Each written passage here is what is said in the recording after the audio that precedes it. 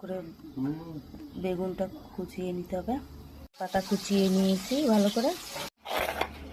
পুঁটি মাছে নুন হলুদ মাখিয়ে নিয়েছি ভালো করে। গরম হয়ে গেছে, মাছ ছেড়ে দেবো। পেঁয়াজ কুচিয়ে নিয়েছি, তেলে মাছ ভেজে সেটার মধ্যেই রান্না করে নেব। জিরে সোমবার দেবেন। জিরে ভাজা হয়ে গেছে, মধ্যে পেঁয়াজ দিয়ে দেবো। পেঁয়াজ ভাজা হয়ে গেছে, এতে বেগুন দিয়ে দেবো। ভালো করে নাড়াচাড়া করবো। কাঁচা লঙ্কা দিয়ে দেবো আর স্বাদ মতন লবণ, পরিমাণ মতন হলুদ। ভালো করে নেড়ে চেড়ে নিলাম।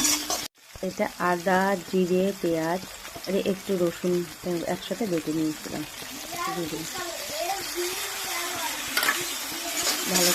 ভালো করে ভাজা হয়ে গেছে, একটু জল দিয়ে দেবো।